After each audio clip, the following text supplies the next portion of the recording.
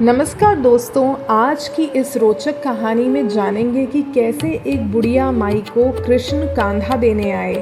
उससे पहले हमारे चैनल को ज़रूर सब्सक्राइब कर लीजिए ताकि ऐसी ही रोचक कहानियाँ आप तक हम पहुँचाते रहें। ये कहानी कार्तिक महीने से जुड़ी हुई है, जिसमें सब औरतें तुलसी माता को सींचने जाती थी।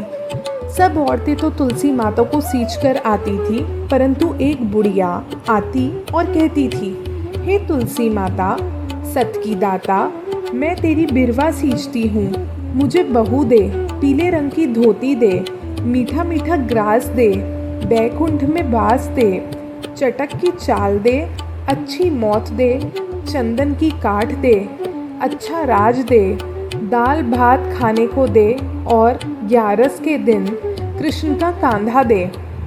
तब तुलसी माता ये बात सुनकर सूखने लगी, तो भगवान ने उनसे पूछा, हे तुलसी, तुम क्यों सूख रही हो? तुलसी माता ने कहा, मेरे मन की बात मत पूछो। तब भगवान ने कहा, अगर मैं ये नहीं पूछूंगा तो भला कौन पूछेगा? तब तुलसी माता ने कहा, एक बुढ़िया रोज आती है और ये बात कहती है, मैं सब बात तो पूरी कर दूंगी, लेकिन कृष्ण का कांधा कहाँ से दूंगी?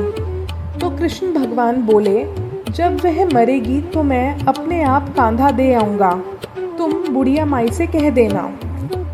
जब बुढ़िया मर गई तो सारे गांव वाले इकट्ठे होकर बुढ़िया को ले जाने लगे, तो वह इतनी भारी हो गई कि किसी से भी नहीं उठी।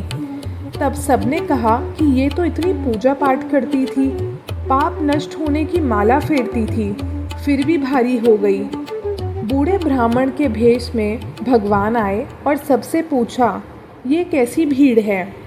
तब आदमी बोले, ये बुढ़िया मर गई, पापनी थी, इसलिए किसी से भी नहीं उठती।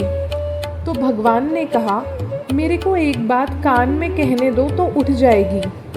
भगवान ने कान के पास जाकर कहा, बुढ़िया माई, मन की निकाल ले, पीतांबर की धोती ले, मीठा मीठा ग्रास ले, बैकुंठ का वास ले, चटक की चाल ले, चंदन का काठ ले, झालर की झनकार ले, दाल भात को जीम।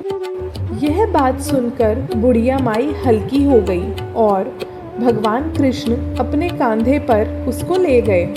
अंत में उसे मुक्ति मिल गई। हे तुलसी माता, जैसे उसको मुक्ति दी वैसे हमारी भी करना। जैसे भगवान ने कांधा उसको दिया वैसे हमें भी दें। तो आपको ये कहानी कैसी लगी हमें कमेंट करके ज़रूर बताएं। धन्यवाद।